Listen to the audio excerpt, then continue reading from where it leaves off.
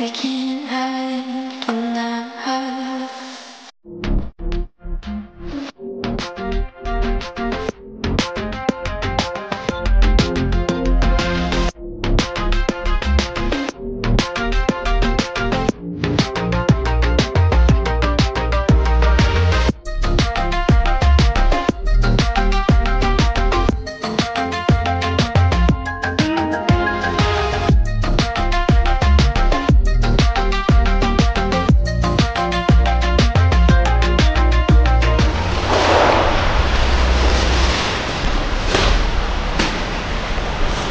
Oke, selamat sore teman-teman. Kita mau update ya dengan Mas Aan dan tim. Hari ini kita ada di Pekalongan. Mungkin teman-teman di vlog sebelumnya sudah sempat nonton. Mungkin bagi yang belum sempat nonton, intinya di satu rumah baru di Pekalongan ini, customer memang mempercayakan kita 3 project. Yang pertama ada kolam koi natural di lantai 1. Kemudian taman landscape dengan tema tropis di lantai 1 juga. Yang ketiga ada koi kolam, nantinya bisa koi, bisa predator, intinya kolam dengan gelas di lantai 2 atau mega tank kecil lah ya. Jadi ini ukuran juga nggak terlalu besar. Nah, hari ini saya mau update untuk progres finishing, terutama kita akan finishing salah satu media yang menjadi salah satu pakem media di Blaze Koi Center. Mungkin di vlog sebelumnya udah sempat nonton juga ya. Jadi kita punya media yang pertama ini adalah sistem filter media konvensional. Yang kedua, sistem media under gravel. Nah, yang kebetulan di minimalis tank dengan kaca di lantai 2 ini menggunakan dua-duanya. Jadi ada yang konvensionalnya, ada yang under gravelnya. Tapi kali ini kita akan bahas khusus mengenai under gravel. Oke, yuk mari ke sini Pak, biar teman-teman ada gambaran ya. Jadi ini lahan nggak terlalu besar.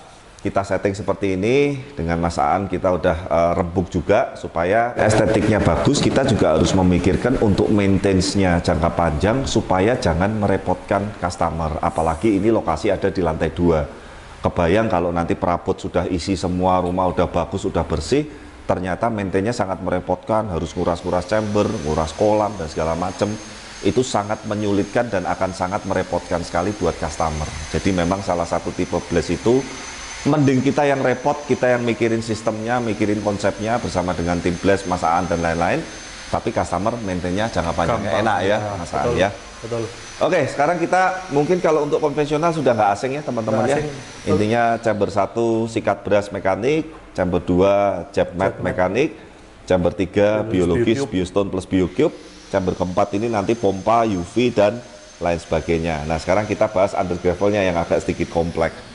Kita sebetulnya udah sering sekali buat, jadi mohon maaf kita bukan nggak mau melayani tanya jawab melalui YouTube ataupun WA apalagi, tapi supaya teman-teman juga punya inisiatif untuk mencari di playlistnya Blaze Channel itu udah banyak ya. Nah, yang pertama, yang paling penting dalam sistem under gravel Blaze Koi, sekali lagi ya saya tegaskan, ini standarnya Blaze Koi. Nanti jangan nanya Pak si under gravel A begini, under gravel B begini, si kolam under gravel C jual begini, saya nggak mau bahas itu ya.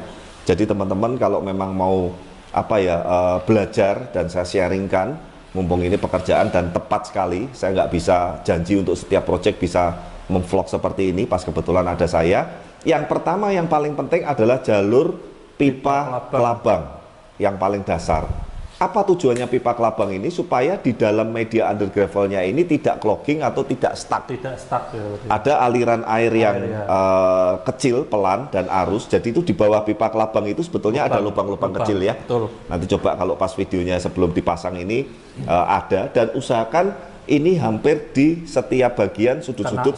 Betul, yang ada di dasar kolam. Bottom drain untuk aerator, untuk arus dan lain-lain tetap seperti standar Blaze. Nah, setelah pipa kelabang ini, kita nanti akan lanjut, akan cut. Ada yang namanya batu koral medium dulu, Mas Aan. Oh ya. Kenapa nggak langsung pasir malang? Kenapa nggak langsung jet mat? Kenapa nggak langsung koral split kecil? Supaya tidak terlalu clogging atau padat. Oh ya, betul-betul. Ya. Betul. Nah, seperti apa proses pemasangan batu koral medium setelah pipa kelabang ini? Yuk kita sama-sama saksikan video berikut ini.